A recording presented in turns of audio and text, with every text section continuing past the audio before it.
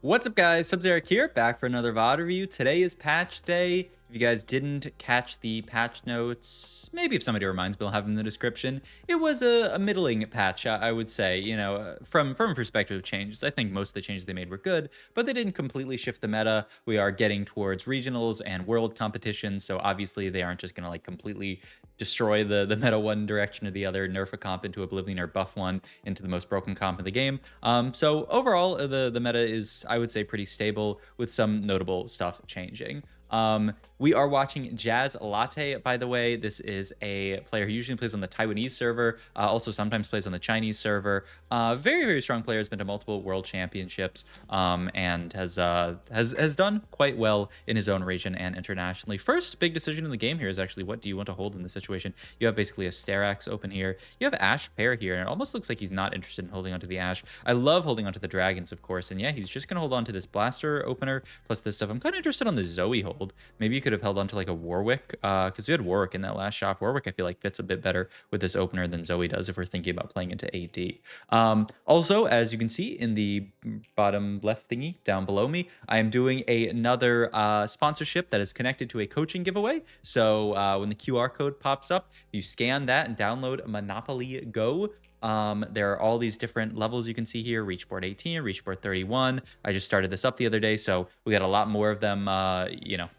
Nobody's hit Storybook Woods yet. If they do, you're an absolute beast. But the further that you get in the game, the more entries you get into a free coaching giveaway. You just have to, after you get that far, screenshot it, send it into my Discord. There's a coaching giveaway channel here. I'll just pull it up real quick here. But yeah, just go to coaching giveaway, and I have here all the different ways you can get entries, and these are all individual. So, you know, if you get, I say here, if you get to board 18, you get 1, 1, 2, 3, you get 7 total entries, Pog.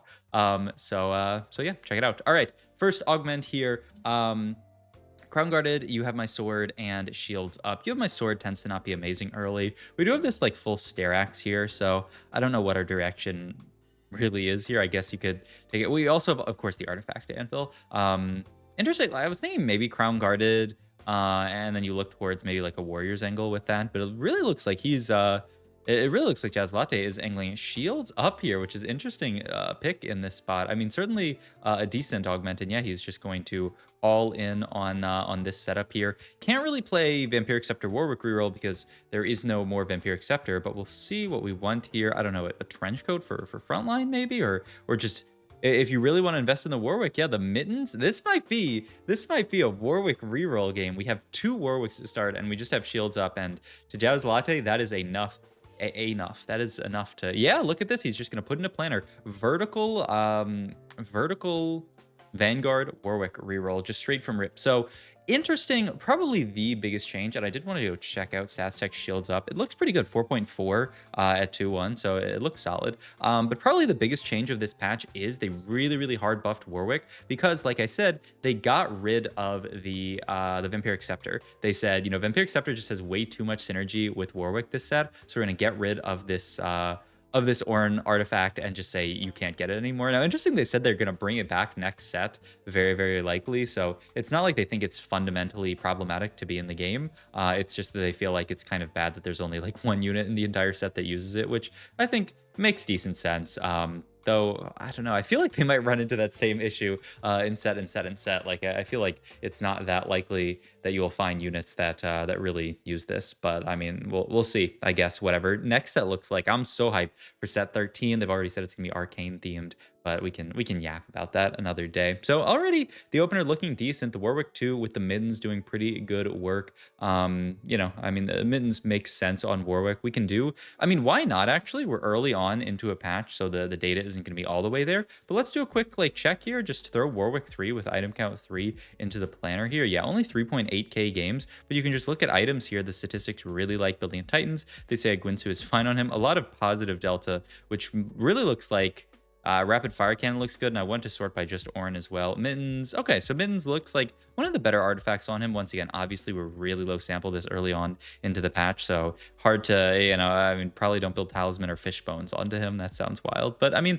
statistics seem to like building a Mins on Warwick, which makes sense here. And then if we have this, we have Sword and Belt open, right? I don't know how good Sterax is on Warwick. I guess you could go for like a BT. He kind of a little bit has BT, you know, like he has some amount of healing built into him. I think let's go back to craftable. BT statistically is the worst item on Warwick out of the ones that we have sample for. But I think it is the only one that really makes sense in Jazlatte's spot. So he's going to go for it. This is something that good players do. And I think that, you know, a lot of players overuse stats in spots like this and say, well, BT is not a very good item on Warwick, so I'm not going to make the delta. Look at the delta on BT Warwick. I'm just never going to make BT Warwick. But sometimes you have to make a BT Warwick. That's just life, you know? Sometimes you can't build anything else. You know, we could go for a Quicksilver, but we already have the shields up, so we already have that CC immunity. So why you know, go for something like that when we could go for the BT, which at least provides some healing. So oftentimes the best slam is not the best slam, the BIS item. It is just the item that makes the most sense in your spot. And here it's BT for Jazlatte. I think that makes a lot of sense. Now, if, and I mean, I'm not VOD reviewing a bot 4 because those games are just bummers to watch, but if this game was a bot 4, the mistake that you could say would be, well, if we are forced to build a BT on Warwick, why are we playing this line? But I mean, I think Jazlatte wants to try it out. It's the first, you know, day of the patch, so he wants to try it out. And also, there's not that much data. I mean, BT is built has been built 1.6 thousand times out of 3.8 thousand games on Warwick 3 with 3 items. So obviously not the biggest of sample sizes, but okay, we're here. We have the shields up. We got everything going on right now. We got 49 gold, 3 Warwicks, and 2 Twitches here. The question is, are we going to roll it down? And Jazlatte actually showed that he kind of he did not use his remover, so now he's, I mean, it's fine. This belt is probably staying on Rumble, but it is a little bit of a miss from him. But he gets to even just make the even shroud here, which makes sense. All right, we'll see how much Jazlatte wants to roll here. I mean, that's a solid charm. There's a Galio. We can play that for Vanguard here. And ooh, almost looks like he's not gonna, okay, I was gonna say, I'm surprised if he doesn't roll deeper here. Just roll to that magic number, 32 gold, maybe 33, just to give him some more gold to buy units later. Don't really need these ways. And yeah, it looks like he's gonna stop right, ooh, 31. Picks up the Mordekaiser. I mean, if he continues his streak, he can dip a little bit lower. My YouTube short about the 33, 32 gold, that is worst case scenario, is you need 32, and then you would buy nothing. But in this case, we're winning fights and we're win streaking, so he can actually stay at this amount of gold. I mean, I have to imagine it's the Vanguard +1 with shields up, though. These all look really, really nice, actually. This could be a spot. This is another spot where you could do a little stats check, though. I know we're going to have very little sample size for this patch, so I would go back to last patch, look at this, because I just haven't played this line very much. So Vanguard Crown is a 4.35, Ascension is a 4.09, so statistically is the best, and then what is this one called?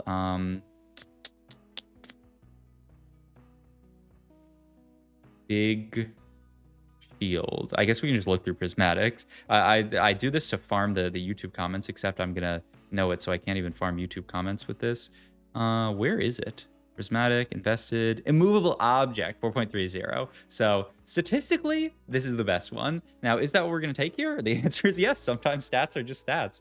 I mean, it makes a decent amount of sense. I do think, like, Vanguard +1, sure, you get shields up value, but the downside to Vanguard +1 is that you don't get to go level 6 here, right? We are sitting on this level, so that's probably the worst one from just a brain perspective, is that, like, sure, you can get to 6 Vanguard, but we're stuck rolling on 5 for so long that it's not going to spike us at all here. So often you can ask, you know, if something is really good or bad in TFT by just saying, what is this going to do for me right now? I feel like a mistake that a lot of players make is play too much for the future. Say, well, I could take this and eventually I could get 6 Vanguard in, I could get this. But oftentimes the best thing to do is just say, okay, what is really, really good for me right now? And then just go from there. That oftentimes will lead you to a good decision. Not always, of course. Sometimes you have to think about the future. You shouldn't just slam items and not worry about what your items are going to look like later, but, you know, still.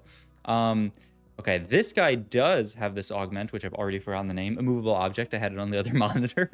But I mean, this Warwick 2, honestly, is doing work. This is one thing that I was kind of I mean, we'll see about this patch, but I know statistically, like if you looked at the early stats on the patch, Warwick reroll did look quite solid. So we'll see how it does this game. Obviously, reroll comps tend to do really well early on in patches, just because people haven't really discovered how to play the patches yet. Though I don't know if that's a fair criticism on a patch like this, where so little has changed. What do you even want to go for here? I'd really love like a Titan's Resolve in a spot like this. We're just so far from it. Make a redemption or something here. Is that the idea? We kind of have pseudo heal cut in the fact that we have Rummel's ability. Also, notice what Jazlatte is doing every round. I think this is a really important thing, is when you're playing low-cost reroll like this, you have the opportunity to just do this, to roll every round, and he's dipping below 50 every round, but the big thing is he's picking up charms every single round. These can be econ charms to get you, further ahead, or not really ahead because we have to do all this rolling, but back to parity with econ. But they can also be combat charms, which can put you in a really strong spot to beat people who aren't in that position where they can roll for combat charms. Look at this, we're on a 7 streak here, just absolutely chilling, because every round we're picking up decent charms and using those to get us to a better spot, board strength wise. He sees the shred and sunder one, I believe that was, and opts to not take it, but does end up just taking the free dummy in this spot. Yeah, I guess shred and sunder doesn't really make sense. We already have even shroud, and that's going to basically apply to the entire team. MR shred would be a little bit nice, but he'd prefer the dummy than that. I think seems reasonable. Ooh, this was kind of scary though. The problem is the dummy died really quickly. Didn't take aggro, and then this fight actually, like, the dummy ended up being really bad for us here. I'll go back and explain it real quick, because this is actually like a very important topic in TFT. When you are playing around melee carries, what happens in this fight is that because we kill this, because we have this dummy on the edge, and this is probably the least tanky unit on our board because it's not benefiting from 4 Vanguard here. The dummy's so untanky, and we have a melee carry. So what happens is this dummy dies pretty much instantly, and the Warwick, because he's a melee carry, has run up and wrapped all the way over to this side. So now the second this dummy dies, look at this. All the units then immediately aggro into Warwick here, and we almost lose this fight because of this, because Warwick just gets bursted down.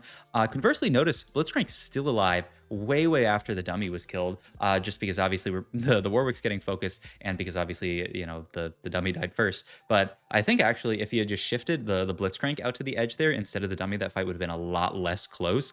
We almost lost that due to positioning. So just something to keep in mind when you are playing around melee carries like this, that you really need to make sure to have a big tank get aggroed on first. That's why you'll see some people, they'll like solo frontline a huge tank when they're playing around melee units, just to make sure that their main tank takes the aggro, because if your less tanky units take the aggro, it can be really bad. Speaking of really bad, these items don't really look like it. We did pick up the Twitch, which is really nice, and now 1 off Warwick 3. We just got to send it to 0 here, especially on this big of a win streak. We do pick up the Olaf here, looking for just good stuff. Oh my god, he just can't find the Olaf, the Warwick here. Now, there is an idea of just going IE red buff here. Ooh, okay. So the IE and then hold the bow for Warwick item. I think this makes a lot of sense. The only downside is, talking about making your board strong, this is not great from a board strength perspective, just not having this red buff slammed in this spot. Not to say, maybe you could honestly make the argument that red buff would win there. It's a bit hard to say. Okay. Ooh, I mean, it's not that crazy. Golden egg here. We're 83 HP and we're going to hit Warwick 3 soon. 1 cost reroll tends to be pretty good with golden egg. I mean, our other augments are pretty bad. I think you have to reroll left and right here and default golden egg. And we do. Ooh, anger issues though. Is this going to be the? Yep, this is going to be the second anger issues game that I review. Also interesting that oh wait, what happened there? Oh, Mittens went into the little thingy. Okay, I thought for a second that that anger issues reforged Mittens, which I imagine would not be very good. Though I guess, I don't know, maybe it's not so bad. Sad. Oh, that's so sad, actually. He sees all those Blitzcranks, but can't actually end up holding them because he needs to hold the 6 Vanguard here. But really good prioritization out of him. But okay, we're gonna take anger issues. Whoa! And actually take the Twitch 3 off the board for a sec. That cannot be right. There is no way. I mean, 6 Vanguard is such a spike, right? But there's no way we're playing without a 3-item Twitch 3 onto our board. I mean, if we were going to do this, which I wouldn't really support, I imagine you'd play something else. But oh my god, what a crazy idea. I mean, but now what? We're not going to sell the Twitch 3? What is this? Jazlatte, this is crazy. I mean, he wants to level as soon as possible, get this Twitch back in, but this is actually his call, that this is strongest board. That 6 Vanguard is such a spike in terms of tankiness, in terms of shielding, in terms of buying time for the Squinsus to stack up, that he would rather not play the Twitch 3 on it. I don't know if I can endorse this play. Okay, we do end up losing this fight. I mean, it's a big spike, sure, but couldn't you just play 4 Vanguard and play the Twitch plus the Zillion and get Frost in and like say that's enough? I mean, I don't know. That's that is a crazy play though. All right. At this point, we have no more items left to build because every item's just going to turn into a Guinsoo's. So we just want to take highest cost here. Or if we could get a unit that we'd really like, we'd love like a Rumble and Carousel, but you know, whatever. You could also just look at denying items here, but you know, we're last pick on Carousel, so it doesn't really matter. But okay, he can now level up, get the Twitch back in. Still doesn't have Frost on this board, which is kind of funny that we just are in this setup here where you can only really fit the Frost on level 8, right? You definitely don't want to cut the 6 Vanguard. Hey, at least we got the Twitch back in. That is a crazy, I don't know, maybe. I'll keep thinking on it. But look, positioning wise, this positioning is so much better to stop Warwick from getting targeted. The units on the edge here, they're going to aggro onto this Mordekaiser and onto this Rumble. Both quite tanky units, our tankiest units. And you notice how our least tanky units are towards the middle here. This is so that Warwick doesn't get aggroed on. So smart stuff from Jazlatte. He's also even backlining the Warwick because Warwick gains attack speed every time he gets that kill, you know, stacking up throughout the rest of the game. And so, or not attack speed, but movement speed. And Mittens gives movement speed. So this Warwick is actually just the fastest unit alive. Like he's just flying up there. So, I mean, you can see this Warwick just zoom straight to the front line every single fight. So there's no need to put him second row or anything and risk him taking aggro somehow. Third row, he's always going to run up. You don't need to put him fourth row because that's a little too safe, but look at him go, man. And with the final ascension, I mean, the 6 Vanguard helping us get there, this spot looks not bad. And once again, this is not, there's no Ornn artifact that we really needed here. We ended up taking Mittens because, you know, we got it, but it's not like, I don't think Mittens is necessarily necessary here. Ooh, it's also an interesting call from Jazlatte to say that Mittens might not even be necessary at all. He would actually just prefer another Guinsoo's onto this Warwick to get the stacking going, and then Mittens is going to go onto, I don't even know, just one of our frontliners to, I'm not sure. Oh, he's going to reforge it. Wow. He reforged into Innervating Locket. That's great.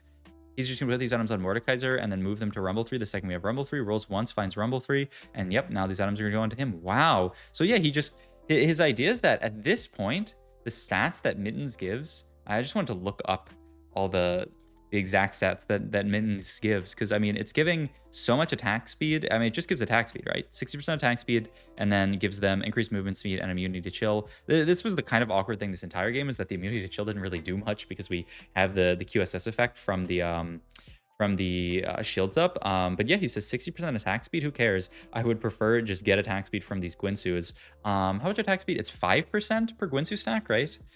I believe. Let's see. Yeah, 5%, and you start with 10. So at 10 autos, Guinsoo's is better. So from here on out, from that 10 auto point, we are, you know, this Guinsoo is doing better stuff. Also, my God, look at the stacks. But we just, yeah, a big Smolder is just very, very tough for this board to get through. That person's probably going to be our nemesis this game. And with how that fight went, I don't know, maybe Frost can be enough of a diff later in the game to get through that, but that looks like a tough call. That looks like a tough comp to beat later, but we'll see. Man, you know what'd be an awesome level 9 on this board is like Hecarim. You get Arcana in and you get Bastion in with a Diana on 8, but I mean, I don't know that we're hitting level 9 this game. We had to roll a lot for our units, man. Also, is that another Briar that, or is that something else? That kind of looked like a Briar too to me, though I'm not really sure. Yeah, I think it is that was either a Briar or a Fiora, but it looked like a Briar to me. In any case, I mean, some scary boards in this lobby here. And, you know, the Vertical Witchcraft, obviously, very scary as well. There's a Frost Emblem, so if we wanted to do something like that, we could pick that up. I'm actually surprised he doesn't want it. He would prefer just another Guinsoo here. I guess the idea is that, yeah, a third Guinsoo onto Rumble is going to do better than just random Frost because we're going to get Frost in anyway. We even pick up the Diana off Carousel this way. So the only upside to... Ooh, temporary artifact here. It's going to be Blighting Jewel onto a Rumble here. The idea is that we're just going to remove this Guinsoo, I imagine, and throw it onto Rumble after this fight. But yeah, I mean, I guess he also gets the Diana, and like, would you pay an entire item to have Arcana in here? Jazlatte answers that question and says no. You know, he would prefer just not have Arcana in here because, I mean, the only Arcana that does a lot is like Hecarim here. You know, you don't really get much out of Tom Kench Arcana bonus here. You do get I would say a good bit out of Hecarim, but hey, we'll see. Rolls the shop for all 4 costs, looking for TK2, doesn't get it. Is he gonna remove this Guinsoo? I mean, I guess it's only for 1 round, but we have 2 removers. I'm surprised he doesn't remove this Guinsoo off of Diana, but maybe his idea is like, it's good enough, and obviously I'm getting another Guinsoo on minions, so like, why remover it? But like, I don't know. I mean, I feel like this Rumble is quite strong, and I'd prefer it if I would prefer for Rumble to have that Guinsoo than for Diana, but I guess who knows. All right, Warwick. Oh my God, he makes it through the early fight, and look at this Guinsoo's Warwick go. My God, it was the start of the fight looked a little bit bad, but once we got to that ascension, once we got those Guinsoo stacks up, that fight was just it's insane. The Warwick was just tearing through the board. I mean, yeah, not much to do items wise here. We can look to go level 9, but that's probably not going to happen this late into the game. So we're just going to be rolling for solid charms every single round. Maybe a high roll Diana, but that's probably not going to happen. I think that was Reaper that he picked up there, the execute one. But yeah, I mean, there's an Olaf as well, which is a great pickup onto this board, actually. And wow. Oh, okay. I could see it. The idea is that he wants to get these, that this Guinsoo is not doing that much onto the Rumble, and he just prefer the Guinsoo onto the Olaf. The Guinsoo does give tank stats with this, so I'm a little surprised by this. But I mean, his idea is that Rumble is horrible at sacking Guinsoo because Rumble spends so long casting, which is, I mean, it's a completely fair call. It's an interesting call, but I think it makes sense. Oh, and the second he picks up a Smolder, whoa. He's actually going to say, you know what, who cares about Frost? Who cares about Hunter? I'm going to play Smolder on this board because I think it's even better. That's quite surprising to me. I'm surprised, actually, that we play the Smolder, especially, I mean, Smolder does work with Guinsoo, though Guinsoo is not as broken as it once was on Smolder, now that Smolder's ability just applies over a bunch of auto attacks. So, wow, yeah. I don't know. Maybe we're just trying stuff out here because we're so scared. And, oh my God, we take an insanely bad loss here. I wonder if we would have lived that fight if we had had the Olaf in instead of that Smolder, but who's to say? It's still a top 3 for this comp. Pretty good showing. And, I mean, we're never beating this comp. This board is just broken, man. Smolder is not a balanced unit. And didn't get nerfed at all. The Smolder nor Briar got nerfed at all. Kind of interesting. But yeah, in any case, I hope you guys enjoyed this video. Once again, go check out today's sponsor, Monopoly Go, and once again, when the QR code pops up, just scan it. It is for mobile. It's a mobile, so you know, download it on your phone. It's an app. There it is. And yeah, if you do any of these goals, you can get entered into a free coaching session, which should be really cool. If you want to, you could even save that for next set if you want. If you want some really like end of set coaching, we can do that as well. So, you know, whatever you are interested in. But yeah, thank you guys for watching. I'll see you guys in the, I feel like there's something else I had to say. Monopoly Go. Nope, I think that's it. Okay, bye.